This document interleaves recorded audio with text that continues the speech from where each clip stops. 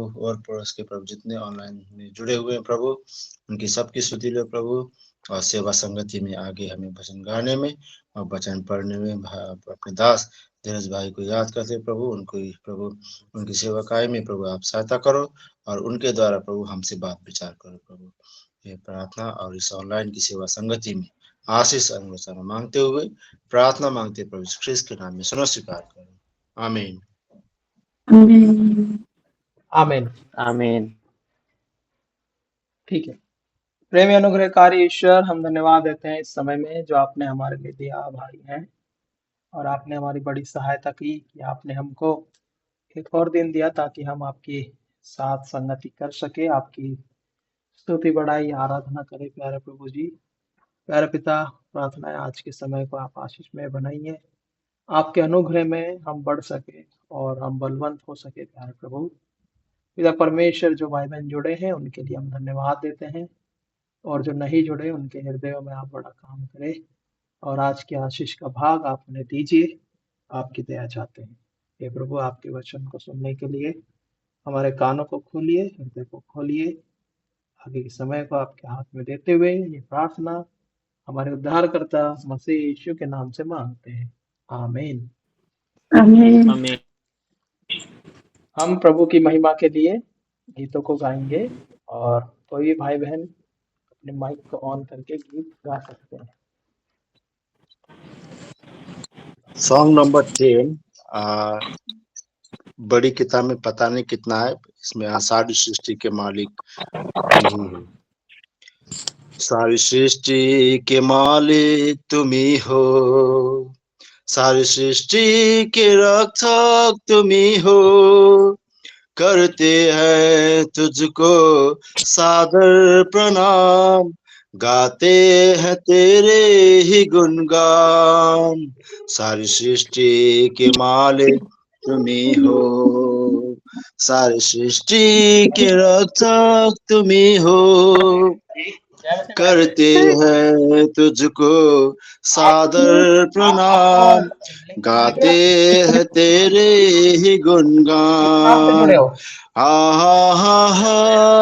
Hallelujah, एक बार और भेजता हूँ आपको। हालेलुया, हालेलुया, आमीन।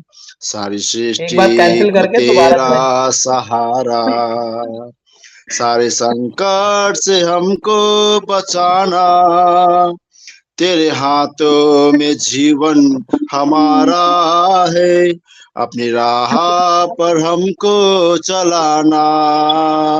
सारी सृष्टि को तेरा सहारा, सारे संकट से हमको बचाना, तेरे हाथों में जीवन हमारा है, अपनी राह पर हमको चलाना।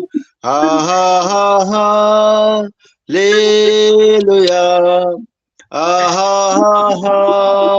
हालेलुया, हालेलुया, आमीन। हम है तेरे हाथों की रचना, हम पर रहे तेरी करुणा, तन मन धन हमारा तेरा है, इन शैतान को छूने न देना। हम है तेरे हाथों की रचना, हम पर रहे तेरी करुणा, तन मन धन हमारा तेरा है, इन शैतान को छूने न देना। हालेलुया, हालेलुया, हालेलुया, आमीन। अब दूर नहीं है किनारा, धीरज को हमारे बढ़ाना, जीवन की हमारी इस नैया को भवसागर में खोने न देना। अब दूर नहीं है किनारा, धीरज को हमारे बढ़ाना। जीवन की हमारी इस नैया को भवसागर में खोने न देना। हालेलुया, हालेलुया,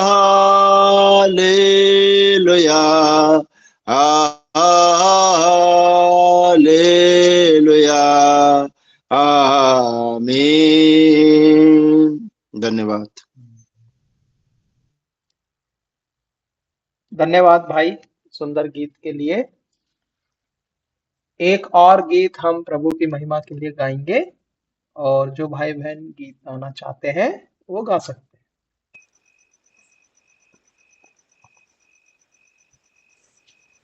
क्या वैसे भाई? हाँ जनक भाई, जय मसीह। ठीक है, मैं भी एक प्रभु की महिमा के लिए सॉन्ग गाना चाहते हैं।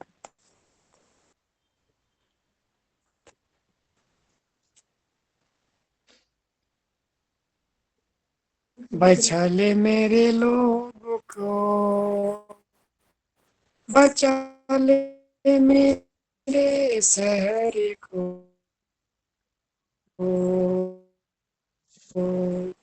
बचा ले मेरे लोगों को, बचा ले मेरे शहर को, बुरे विचारों से, बुरे ख्यालों से, श्रापों से, विचारों से, बुरे ख्यालों से, अरे पापों से, बचा ले मेरे लोगों को, बचा ले मेरे शहर को, बचा ले मेरे लोगों को, बचा ले मेरे को, बचा ले मेरे बिहार को, बचा ले मेरे बिहार को, बुरी आदत ख्यालों से, श्रापों से, और बुरी भजन संहिता 119 उसका 18 पद। 119 उसका 18। मेरी आंखें खोल दे, मैं तेरी व्यवस्था की अद्भुत बातें देख सकूं। फिर एक बार पढ़ेंगे। मेरी आंखें खोल दे, मैं तेरी व्यवस्था की अद्भुत बातें देख सकूं। आइए हम छोटी सी दुआ करेंगे। हमारे प्रेमी सच्चे जिंदा परमेश्वर, विश्वास योग्य परमेश्वर, इस समय हम आपके चरणों में हैं। जो वचन भाग हमने पढ़ा है, हम जानते हैं हम अपनी बुद्धि के द्वारा, अपने ज्ञान के द्वारा आपकी स्वर्गीय बातों को नहीं समझ सकते। आपसे बड़ी दीनता और नम्रता के साथ प्रार्थना करते हैं, आपका आत्मा हमारा शिक्षक हो, ताकि आपकी आत्मा के द्वारा आपके वचन को हम सीख सकें, समझ सकें, और उस अच्छे जीवन को हम आने वाले दिनों में जीने के लिए आपकी आत्मा के द्वारा तैयार हो सकें। सो अपने दास को अपनी क्रूस की आड़ में छुपा लें, अपने लहू के अंदर ढांप दें। सब बातों में हमारा प्रभु यीशु मसीह महिमा पाए और उसका नाम ऊंचा किया जाए। सारी अंधकार की शक्तियों को हम प्रभु यीशु मसीह के सामर्थी नाम में बांधते हुए इस दुआ को उद्धार करता प्रभु यीशु मसीह के नाम में मांगते हैं, आमीन, आमीन। तो यहाँ पर हम परमेश्वर के वचन को पाते हैं। क्या लिखा है? लिखा है, मेरी आंखें खोल दे। प्रभु का दास परमेश्वर से विनती कर रहा है। क्या विनती कर रहा है? प्रभु, मेरी आंखों को खोल दे। क्यों खोल दे? आगे लिखा है कि मैं तेरी व्यवस्था की अद्भुत बातें देख सकूं। यहां पर हम देखते हैं जब तक आंखें ना खुले तब तक हम परमेश्वर की व्यवस्था की बातों को देख नहीं सकते। और इसलिए मेरी और आपकी आंखें प्रतिदिन खुलनी है, प्रतिदिन खुलनी है। ये आंखों से, जिन आंखों से हम देख रहे हैं, ये आंखें तो है ही, लेकिन और भी हमारी आंखें हैं जिसके बारे में परमेश्वर का वचन कह रहा है, मन की आंखें। और इसलिए यहां पर हम इस बात को देखते हैं, आंखों के बारे में आज हम थोड़ा परमेश्वर के वचन में से ध्यान और मनन करेंगे। और आंख के बारे में जब परमेश्वर के वचन को हम पढ़ते हैं, मत्ती रचित सुसमाचार और उसका 6 अध्याय और उसके 22 पद में ऐसा लिखा है, शरीर का आंख है, इसलिए यदि तेरी आंख निर्मल हो तो तेरा सारा शरीर उजियाला होगा। तो मेरे लिए, आपके लिए सबसे सबसे ज्यादा जरूरी चीज क्या है? हमारी आंखें। और ये आंखें हमारी शार्प होना चाहिए, दिखने लग जाए इसमें। और इसलिए जब हम परमेश्वर के वचन को पढ़ते हैं आंखों के बारे में, तो कई वचन हमें आंखों के बारे में परमेश्वर के वचन में से देखने को मिलते हैं। तो एक जगह से हम देखेंगे जहां पर बताया गया है, क्या बात बताया गया है? स्वर्ग के राज्य को देखने के बारे में। और जब हम यूहन्ना रचित सुसमाचार और उसका 3 अध्याय और जब हम कुछ पदों को पढ़ते हैं तो वहां पर हम देखते हैं 3 पद, पहला अध्याय 3 अध्याय उसका पहला पद से, फरीसियों में से निकोदेमुस नाम एक मनुष्य था जो यहूदियों का सरदार था। उसने रात को यीशु के पास आकर उससे कहा, हे रब्बी, हम जानते हैं कि तू परमेश्वर की ओर से गुरु होकर आया है, क्योंकि कोई इन चिन्हों को जो तू दिखाता है, यदि परमेश्वर उसके साथ ना हो तो दिखा नहीं सकता। आगे लिखा है, यीशु ने उसको उत्तर दिया, मैं तुझसे सच सच कहता हूं, यदि कोई नए सिरे से ना जन्मे तो परमेश्वर का राज्य देख नहीं सकता। यहां पर निकोदेमुस के बारे में हम बहुत अच्छी तरीके से जानते हैं, ज्यादा उसके ऊपर प्रकाश नहीं डालेंगे, लेकिन इतना देखते हैं कि उसको इस बात को पता था कि जो चिन्ह प्रभु यीशु मसीह दिखा रहा है, यकीनन परमेश्वर उसके साथ है। और वही बात आकर के प्रभु यीशु मसीह से वो कह रहा है, सचमुच में क्या है? परमेश्वर तेरे साथ है। और यीशु मसीह उत्तर में क्या कहते हैं? 3 पद में लिखा है, यीशु ने उत्तर दिया, उसको उत्तर दिया, मैं तुझसे सच सच कहता हूं, यदि कोई नए सिरे से ना जन्मे तो परमेश्वर का राज्य देख नहीं सकता। तो हम चाहते हैं कि हमारी आंखें ज्योतिर्मय हों और हम न सिर्फ इस पृथ्वी की बातों को देखें, लेकिन परमेश्वर चाहता है कि हम स्वर्ग के राज्य को, स्वर्ग की बातों को, स्वर्गीय मिरास को देखने पाएं। और उसके लिए क्या करना है? हमें परमेश्वर से, जैसे यहाँ पर प्रभु का दास कह रहा है, मेरी आंखें खोल दे। हमें भी प्रभु से कहना है, प्रभु मेरी आंखों को खोल दे। कौन सी आंखें? ये आंखें नहीं जिनसे हम देख रहे हैं, लेकिन हमारे मन की आंखें खुलना चाहिए। और जब हम आंखों के बारे में परमेश्वर के वचन पर ध्यान करते हैं तो हम देखते हैं एक अंधे आदमी के बारे में।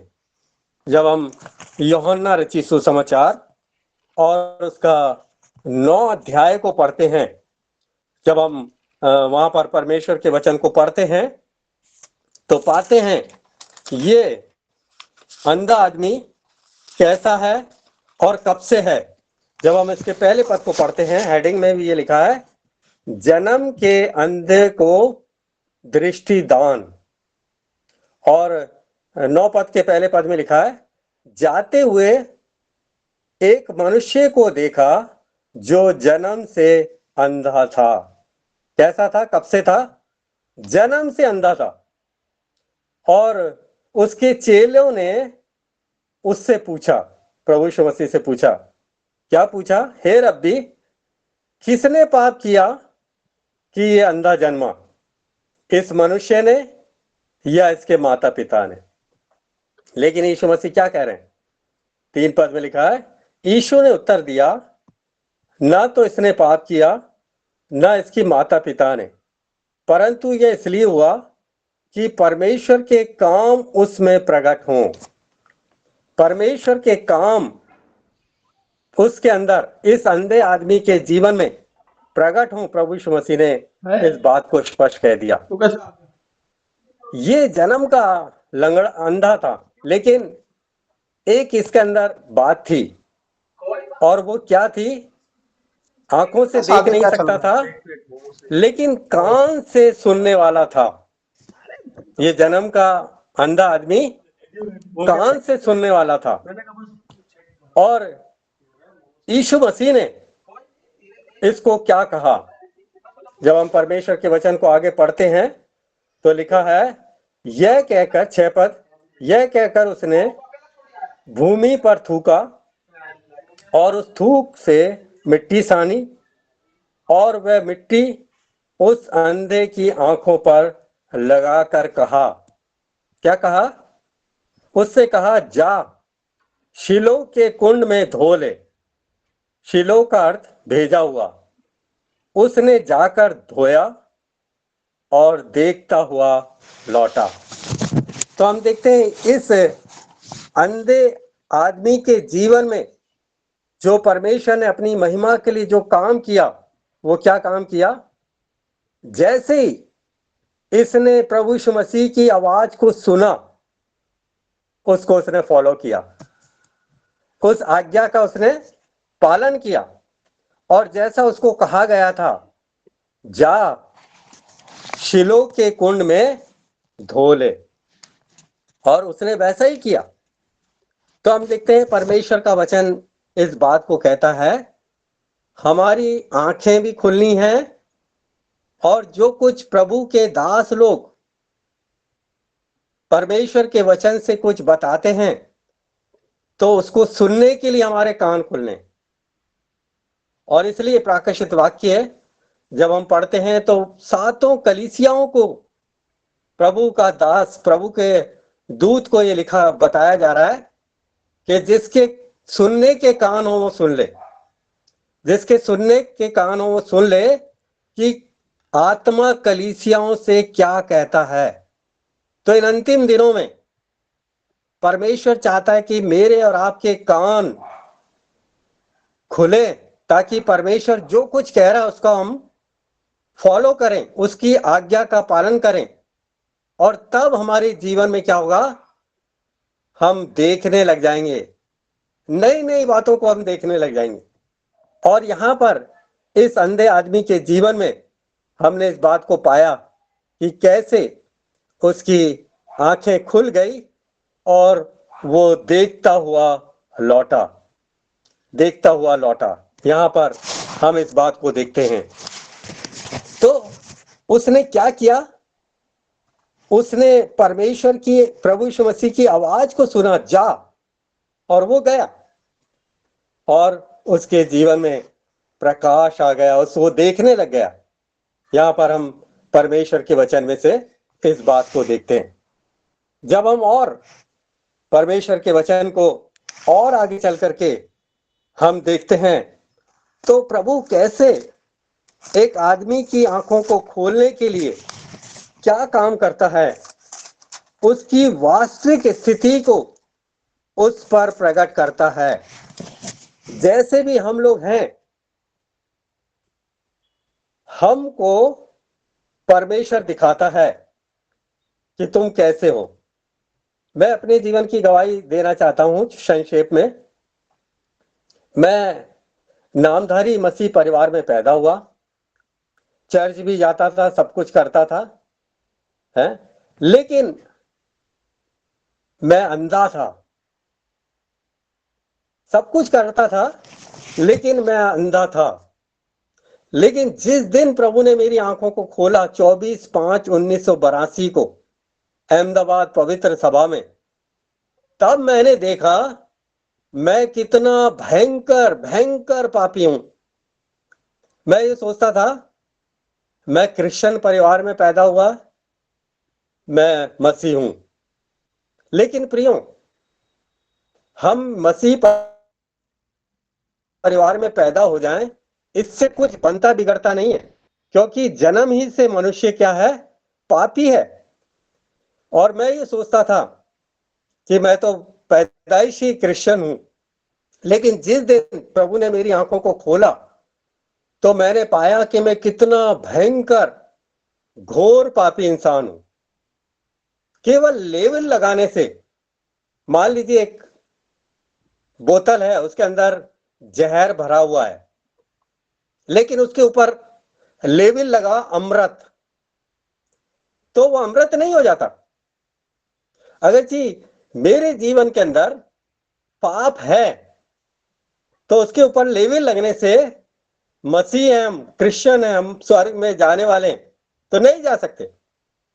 लेकिन उस दिन प्रभु ने मेरी आंखों को खोला और 24/5/1982 को मैंने पश्चाताप किया और प्रभु के सामने सारे पापों को जो उसने मेरे जीवन के लिए दिखाए, एक एक पाप को माना और प्रभु से प्रार्थना किया, प्रभु अगर जी आप मुझ पर दया करें, अगर जी आप मुझे जीवन दें, तो ये जीवन आपकी महिमा के लिए इस्तेमाल हो। और तब से लेकर के प्रभु ने आज तक मुझे संभाला। तो प्रभु हमें क्या करता है, हमारी आंखों को खोलने के लिए हमारे वास्तविक जीवन को हम पर प्रकट करता है। अगर जी हमारी आंखें खुल गई, प्रभु ने हमारी आंखों को खोल दिया, वास्तविक जीवन जहां पर हम पाप के अंदर अपने जीवन को जी रहे थे दिखा दिया है, तो हम धन्य लोग हैं। और इसके बारे में परमेश्वर का वचन कहता है, धन्य हो तुम लोग जो देखते हो, क्योंकि बहुत सारे भविष्यवक्ताओं ने इन बातों को जो तुम देखते हो देखना चाह लेकिन नहीं देखे, लेकिन प्रभु ने इन अंतिम दिनों में हमारी आंखों को खोला कि हम प्रभु की अद्भुत बातों को देख सकें। तो यहां पर एक और घटना को हम देखते हैं, यूहन्ना रचित सुसमाचार और उसके 4थे अध्याय में से। जब हम वहां पर पढ़ते हैं परमेश्वर के वचन को, तो यीशु मसीह है और सामरी स्त्री है, और यीशु मसीह उससे बातचीत कर रहे हैं और वो स्त्री कह रही है, तू मुझ सामरी से क्यों पानी मांगता है, क्योंकि यहूदी किसी प्रकार का व्यवहार नहीं रखते थे। क्यों 9 पद को पढ़ते तो लिखा है, मुझ सामरी स्त्री से पानी क्यों मांगता है। लेकिन हम देखते हैं प्रभु यीशु मसीह इसलिए उससे बातचीत कर रहे थे, इसलिए उस पर उसके पास बैठ करके उसको इस बात को बताना चाहते थे कि तेरा जीवन क्या है। और जब हम देखते हैं परमेश्वर के वचन को आगे पढ़ते पढ़ते, तो हम पाते हैं प्रभु यीशु मसीह ने उसके पाप को उस पर प्रकट कर दिया। और क्या कहा, जैसे उस अंधे आदमी को कहा जा शिलो के कुंड में धो ले, वैसे इस स्त्री को भी कहा। 16 पद में लिखा है, यीशु ने उससे कहा जा अपने पति को यहां बुला ला। क्या कहा, जा अपने पति को यहां बुला ला। बस इतना कहने से इस स्त्री की आंखें खुल गई। अब वो क्या कर रही है, प्रभु यीशु मसीह के सामने अपने सारे जीवन के उस जीवन को खोल रही है। प्रभु से कह रही, प्रभु मैं बिना पति की हूं। प्रभु यीशु मसीह कह रहे हैं, हाँ तू ठीक कहती है? और जब हम आगे पढ़ते हैं 18 पद में लिखा है, क्योंकि तू 5 पति कर चुकी है और जिसके पास तू अब भी है वो भी तेरा पति नहीं, यह तूने सच ही कहा है। जब प्रभु हमारी आंखों को खोलता है, जैसे इस स्त्री की आंखों को खोला, मेरी आंखों को खोला, तो पाप का जीवन हम पर प्रकट करता है कि ये तुम्हारा जीवन है, और तब हमारी आंखें खुलती है। अगरचे हम में से अगरचे कोई इस अनुभव में नहीं है, पापों की क्षमा के अनुभव में, उद्धार के अनुभव में, नए जन्म के अनुभव में, तो प्रभु से उससे प्रार्थना करनी है, प्रभु मेरी आंखों को खोल ताकि मैं अपने जीवन को देख सकूं, मैं अपने जीवन को देख सकूं। व्यक्तिगत रूप में प्रभु से प्रार्थना करनी। और प्रभु जिससे हम प्रार्थना करते हैं, करने आए हैं, जिसका वचन हम सुन रहे हैं, वो जीवित परमेश्वर है, वो प्रार्थनाओं को सुनने वाला परमेश्वर है और निश्चय वो सुनेगा। और यहां पर हम देखते हैं कैसे इस स्त्री के जीवन को प्रभु यीशु मसीह ने खोल दिया, और जब इसके स्त्री के जीवन को खोला, इसको सब कुछ दिखा दिया, तब वो नगर में गई और कहने लगी उस नगर में जाकर के, आओ आओ एक मनुष्य को देखो जिसने जो कुछ मैंने किया था सब कुछ बता दिया। जब इसका 39 वर्ष को पढ़ते हैं तो वहां पे लिखा है, उस नगर में बहुत से सामरियों ने उस स्त्री के कहने से यीशु पर विश्वास किया, क्योंकि उसकी यह गवाही दी थी कि उसने सब कुछ जो मैंने किया था मुझे बता दिया।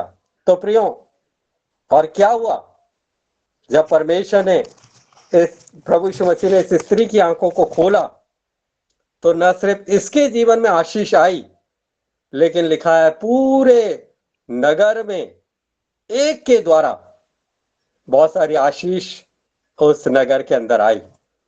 तो प्रभु जब हमारी आंखों को खोलेगा तो हमारे द्वारा बहुत सारे लोग जो अभी देख नहीं पा रहे हैं, आत्मिक जीवन में अंधे हैं, वो देखने लग जाएंगे, और जो देख रहे हैं वो लोगों को जाकर के बता सकेंगे, आओ आओ एक मनुष्य को देखो, जो कुछ मैंने किया सब कुछ बता दिया।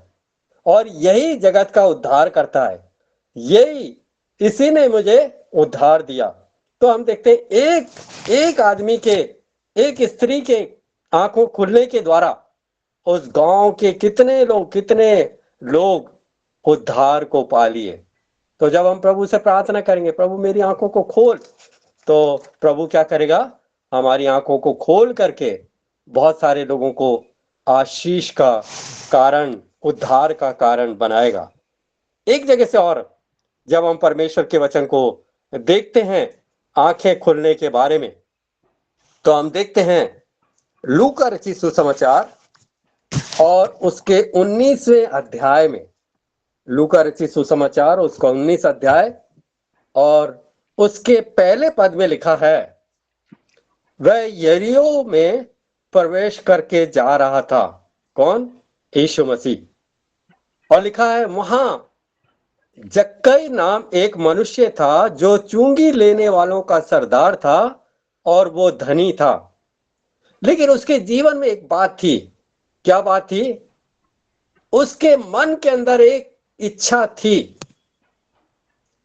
जो बड़े बड़े काम कर रहा है, जो लोगों को चंगा कर रहा है, जो इतने लोगों को खाना खिला रहा है, तरह तरह की बीमारियों से छुटकारा दे रहा है, उसको मैं देखूं। जक्कई का मन के अंदर एक इच्छा थी, मैं उस यीशु को देखूं। लेकिन परिस्थितियां उसकी विपरीत थी, लेकिन उसकी इच्छा प्रबल थी। मैं देखूं किसी ना किसी प्रकार से। जबकि वो नाटा था, भीड़ के कारण वो देख नहीं सकता था, तो उसके बारे में परमेश्वर का वचन कह रहा है। यहां पर जब परमेश्वर के वचन को पढ़ते हैं तो लिखा है 4 पद में, उसको देखने के लिए वो आगे दौड़कर एक गूलर के पेड़ पर चढ़ गया, क्योंकि यीशु उसी मार्ग से जाने वाला था। तो ये जक्कई, उसके मन के अंदर इतना इच्छा प्रबल थी देखने की, यीशु को देखने के लिए, और वो पेड़ के ऊपर चढ़ गया, गूलर के पेड़ के ऊपर, क्योंकि यीशु मसीह उसी मार्ग से जाने वाला था। और जब हम परमेश्वर के वचन को पढ़ते हैं तो आगे देखते हैं 5 पद में लिखा है, जब यीशु उस जगह पहुंचा तो ऊपर दृष्टि करके उससे कहा, यीशु मसीह उस रास्ते पे से जा रहे हैं और लिखा है उसने ऊपर की तरफ दृष्टि की, उस जक्कई की तरफ दृष्टि की यीशु मसीह ने, और उससे कहा, हे जक्कई झट उतर आ, क्योंकि आज मुझे तेरे घर में रहना अवश्य है। क्या हुआ? एक इच्छा जक्कई की थी, मैं देखूं, और यहां पर जब परमेश्वर के वचन को देखते हैं तो उसकी इच्छा को परमेश्वर ने पूरा किया।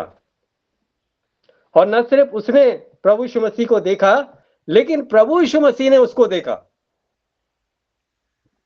और इसलिए जब हमारे अंदर इच्छा होती है कि प्रभु की बातों को देखें, प्रभु को देखें, प्रभु के प्रकाश को पाएं, प्रभु की नई नई बातों को, व्यवस्था की नई नई बातों को देखें, अगर जी हमारे अंदर सच्ची इच्छा है तो परमेश्वर का वचन ऐसा कहता है। परमेश्वर के वचन में लिखा है, जब हम परमेश्वर के वचन को पढ़ते हैं, दूसरा इतिहास और उसका 16 अध्याय और उसके 9 पद में ऐसा लिखा है, देख यहोवा की दृष्टि सारी पृथ्वी पर इसलिए फिरती रहती है कि जिनका मन उसकी ओर निष्कपट रहे, वो उनकी सहायता में अपनी सामर्थ को दिखाए। जब हमारे अंदर ये इच्छा प्रबल होगी कि हम प्रभु को देखें, प्रभु मेरी आंखों को खोल कि मैं देख सकूं, जैसे इस जक्कई ने किया, और प्रभु यीशु मसीह ने उससे कहा, झट उतरा मुझे आज तेरा घर रहना अवश्य। इसके पीछे क्या कारण था? निष्कपट मन।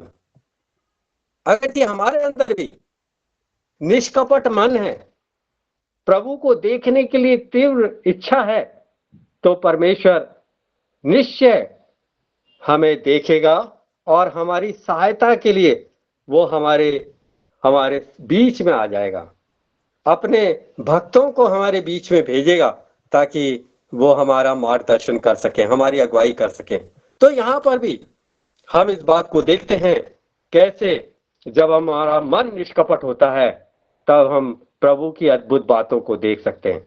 और क्या हुआ जब हम देखते हैं, न सिर्फ प्रभु यीशु मसीह उस घर में उतरा है, उस घर में गया है, तो क्या हो गया, ये जक्कई की आंखें खुल गई।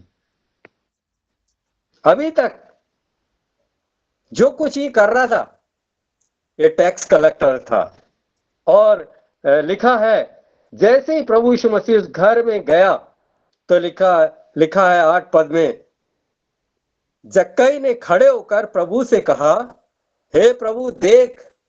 प्रभु को कह रहा है देख, क्योंकि मैं देखने लग गया। क्या देख रहा है? अपना व्यक्तिगत जीवन वो देख रहा है जक्कई।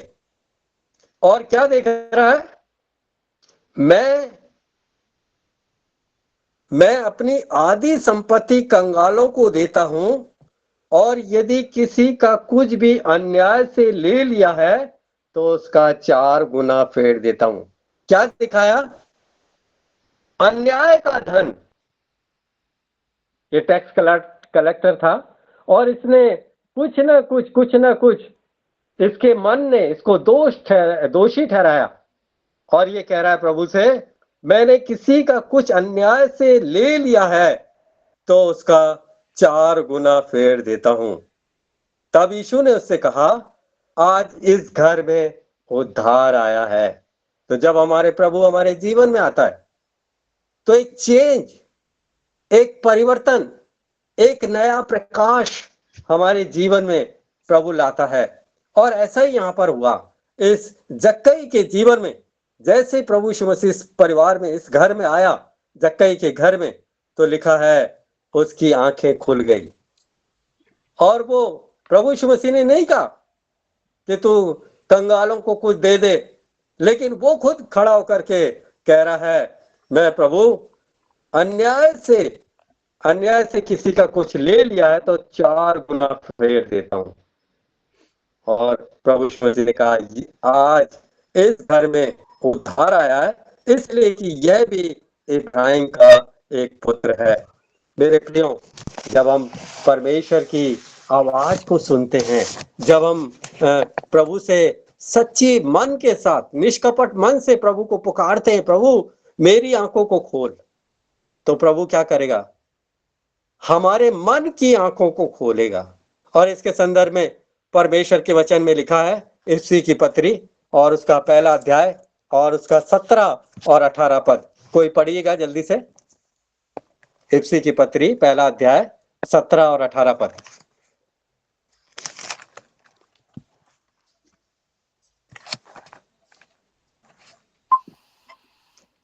यहाँ पर लिखा है, हमारे प्रभु यीशु मसीह का परमेश्वर जो महिमा का पिता है, तुम्हें अपनी पहचान में ज्ञान और प्रकाश की आत्मा दे और तुम्हारे मन की आंखें ज्योतिर्मय हो, कि तुम जान लो कि उसकी बुलाहट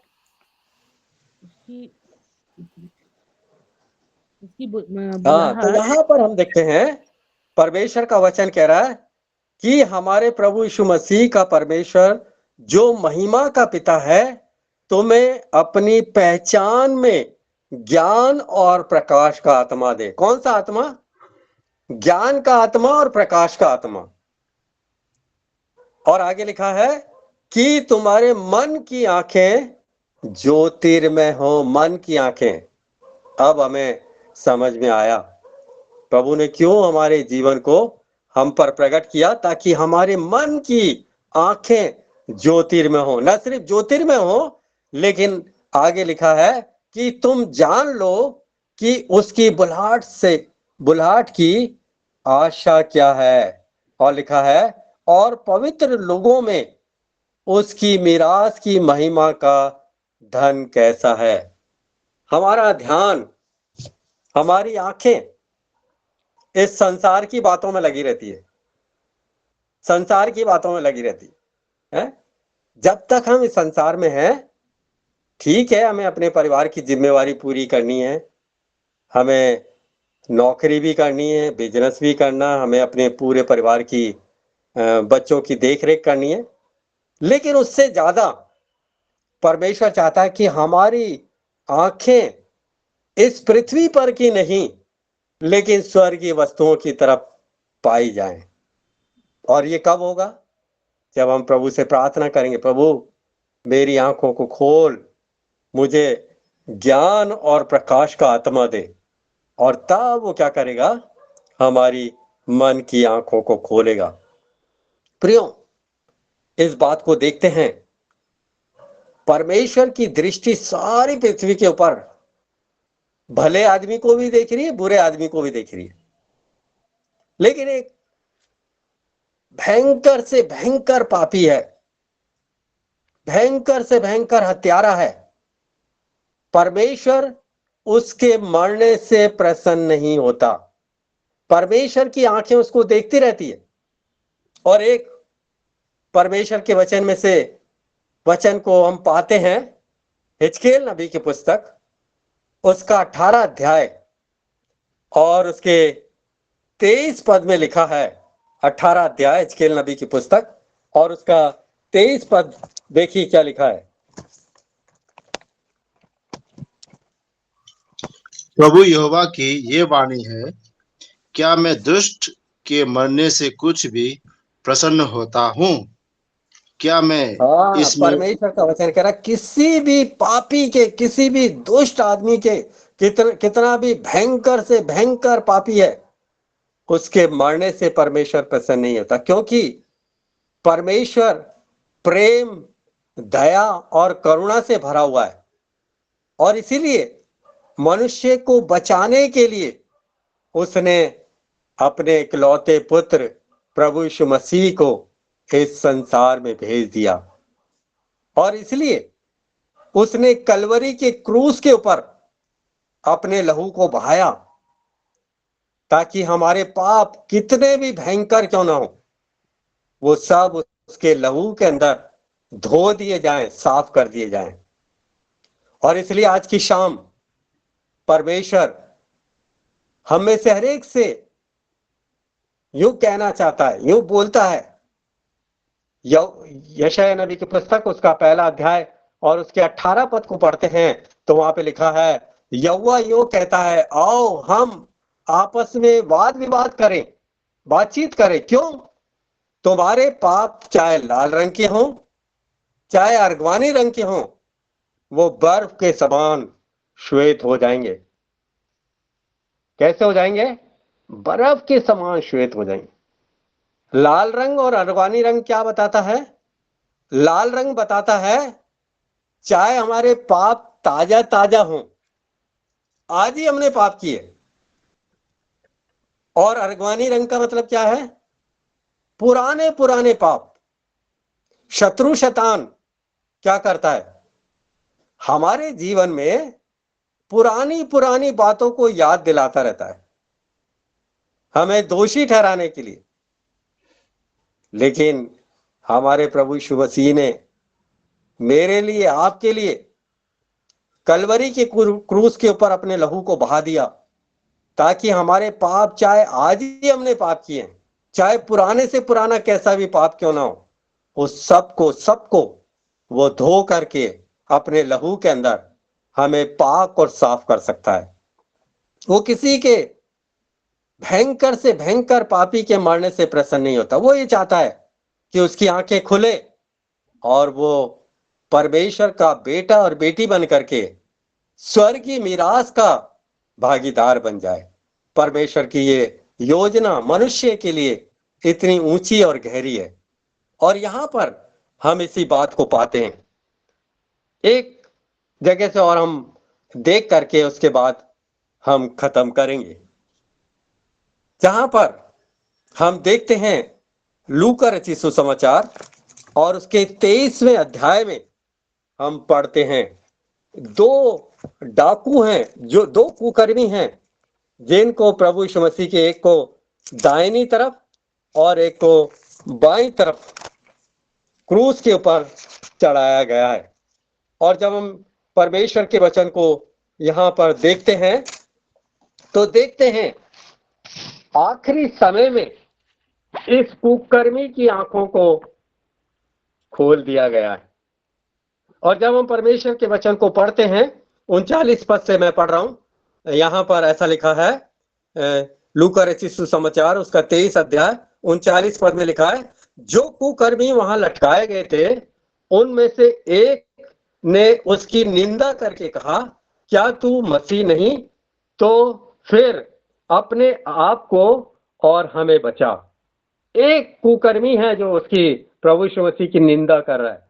वो कह रहा है, तू क्या कर, तू मसीह नहीं है तो फिर अपने आप को और हमें भी बचा ले।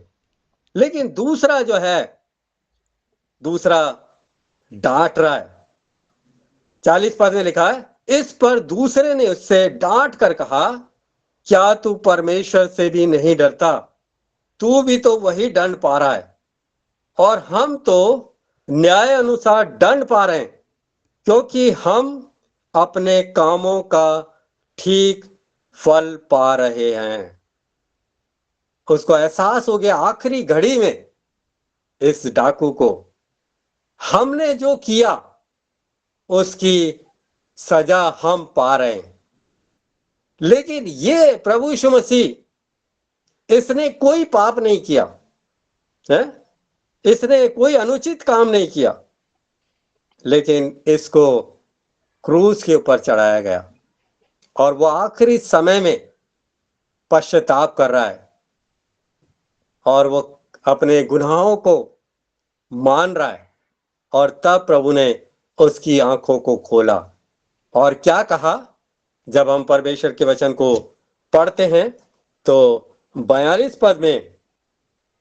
पद में इस बात को पाते हैं। तब उससे कहा, हे यीशु, डाकू कह रहा, हे यीशु, जब तू अपने राज्य में आए तो मेरी सुधि लेना। और फिर 43 पद में लिखा है, उसने उससे कहा, मैं तुझसे सच कहता हूं कि आज ही तू मेरे साथ स्वर्ग लोक में होगा। कहां पर होगा? आज ही तू मेरे साथ स्वर्ग लोक में होगा। ये कुकर्मी की आंखों को प्रभु ने खोला। आखिरी घड़ी में, आखिरी समय में, जब उसके प्राण निकलने वाले थे, तब प्रभु ने उसकी आंखों को खोला। और उसने जब प्रभु ने उसकी आंखों को खोला तो वो स्वर्ग लोक का निवासी हो गया। और इसलिए परमेश्वर अपने लोगों से, अपनी कौम से ये चाहता है कि हम प्रभु से प्रार्थना करें। प्रभु रोज रोज प्रार्थना करें, प्रभु मेरी आंखों को और खोल और अपना प्रकाश दे और अपनी आत्मा के द्वारा नई नई बातों को मुझे दिखाएं। और प्रभु क्या करेगा? प्रतिदिन हमें हमारे जीवन में नई नई बातों को दिखाता जाएगा, ताकि हम उस मिरास को पाने के लिए तैयार हो सकें।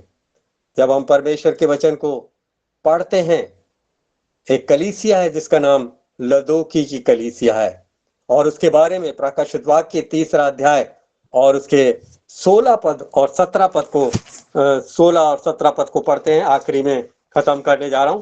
यहाँ पर ऐसा लिखा है, पढ़ करके हम देखते हैं। यहाँ पर ऐसा लिखा है, पढ़िए कोई। इसलिए 3 कि अध्याय। हाँ, इसलिए कि तू गुनगुनाना है और ना ठंडा है और ना गर्म। मैं तुझे अपने मुंह में से उगलने पर हूँ। आगे। तू कहता है कि मैं धनी हूँ और धनवान हो गया हूँ और मुझे किसी वस्तु की घटी नहीं, और ये नहीं जानता कि तू अभागा और तुच्छ और कंगाल और अंधा और नंगा है। इसीलिए मैं तुझे संपत्ति देता हूँ कि आग में ताया हुआ सोना मुझसे मोल ले कि तू धनी हो जाए, और श्वेत वस्त्र ले ले कि पहनकर तुझे अपनी नंगेपन की लज्जा ना हो, और अपनी आंखों में लगाने के लिए सुरमा ले कि तू देखने लगे। तो यहाँ पर हम देखते हैं इस कलीसिया के बारे में परमेश्वर का दूत इस बात को बता रहा है। क्या बता रहा है? कि तू जो कहता है कि मैं धनी हूं और धनवान हो गया हूं और मुझे किसी वस्तु की घटी नहीं, और यह नहीं जानता कि तू अभागा है और तुच्छ है और कंगाल है और अंधा है और नंगा है। और इसलिए परमेश्वर लदूकी की कलीसिया को अपने दूत के द्वारा इस बात को कह रहा है, तू क्या है? अंधा है, तू नंगा है। और इसलिए मैं तुझे सम्मति देता हूं कि तू आग में ताया हुआ सोना मुझसे मोल ले कि तू धनी हो जाए, और श्वेत वस्त्र ले ले कि तू पहनकर अपने नंगेपन की लज्जा ना हो, और आंखों में लगाने के लिए सुरमा ले ले कि तू देखने लग जाए। तो प्रभु इस वचन के द्वारा हमारी सहायता करे। जहां पर हमने पढ़ा भजन संहिता 119 अध्याय उसके 18 पद में, दूसरे हिस्से पर हम ध्यान नहीं कर सके, लेकिन पहले हिस्से को हम देख पाए कि तू मेरी आंखों को खोल दे। तो हमने देखा जगह जगह से प्रभु के अनेक जगह से प्रभु के वचन से कैसे उस स्त्री की आंखों को खोला, उस अंधे की आंखों को खोला, चक्कई की आंखों को खोला, और आखिरी में हमने देखा उस डाकू की आंखों को खोला।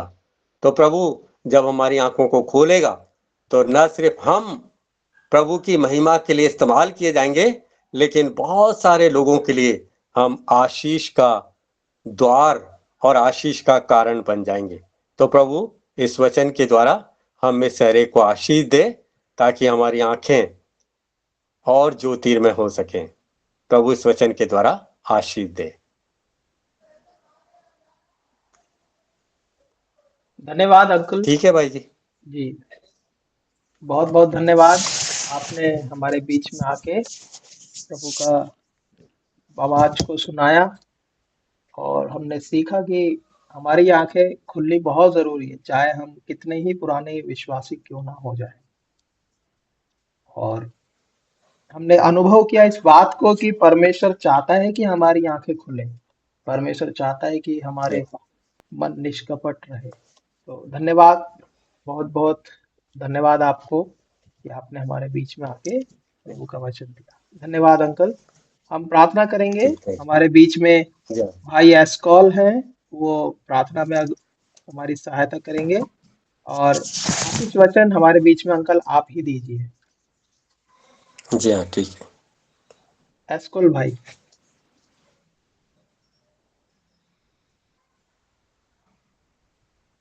एस्कॉल भाई शायद चले गए, एग्जिट हो गए। एस्कॉल भाई,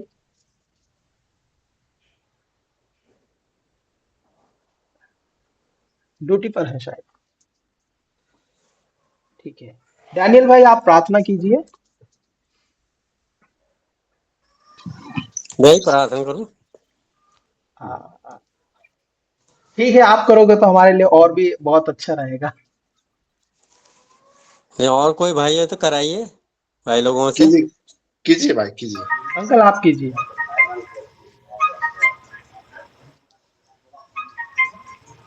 आप कीजिए प्रार्थना अंकल। ठीक। हमारे प्रेमी सच्चे महान परमेश्वर, जीवित परमेश्वर, अपने लोगों से प्रेम करने वाले परमेश्वर, हम हृदय की गहराई से आपको धन्यवाद देते हैं, स्तुति करते हैं।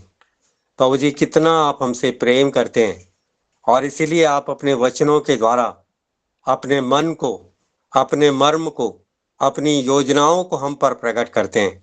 प्रभु जी, हम धन्यवाद देते हैं आपके जीवित वचनों के लिए, जो इस रात्रि के समय में आपने सहायता किया ताकि हम इस जूम मीटिंग के द्वारा आपके वचन को देख सकें, आपके प्रकाश को देखने पाएं। प्रभु जी, हम प्रार्थना करते हैं जितने भी भाई बहन बच्चे इस मीटिंग में जुड़े हैं, प्रभु जी इस वचन के द्वारा उनके जीवन में आपकी आशीष, आपका प्रकाश आने पाए, ताकि और भी आपकी अद्भुत बातों को देखने पाए। ऐसी हम प्रार्थना करते हैं। इस महान परमेश्वर वचन के ऊपर आपकी आशीष को चाहते, ताकि हम और ध्यान और मनन करते हुए और मसीह जीवन के प्रतिदिन में आगे और आगे बढ़ते चले जाएं। हम में से हर एक की सहायता करें, ऐसी हम प्रार्थना करते हैं। हम धन्यवाद देते हैं, आप हमें हमारी आंखों को इसलिए खोलते हैं कि हमारी आंखें उन पवित्र लोगों के साथ जो मिराज देने के लिए आपने हमें चुना है, हमें अलग किया है, वहीं पर हमारी आंखें पाई जाए। सो इस वचन के द्वारा आशीष दें। हमारे भाई धीरज के लिए, उनके सारे महान परमेश्वर प्रयास के लिए आप बहुत भाई को और उनकी सारी सेवकाई को आशीष दें, ताकि दिन प्रतिदिन उनके द्वारा आपका काम बढ़ता चला जाए। बहुत सारे लोग जो अभी तक उद्धार नहीं पाए, वो उद्धार पा सकें। जो उद्धार पाए वो आत्मिक रूप से और आगे बढ़ते चले जाएं, ऐसी हम प्रार्थना करते हैं। आपने हमारी प्रार्थना को सुना है, इसके लिए धन्यवाद देते हुए प्रार्थना यीशु मसीह के नाम में मांगते हैं, आमीन। अब आमीन। परमेश्वर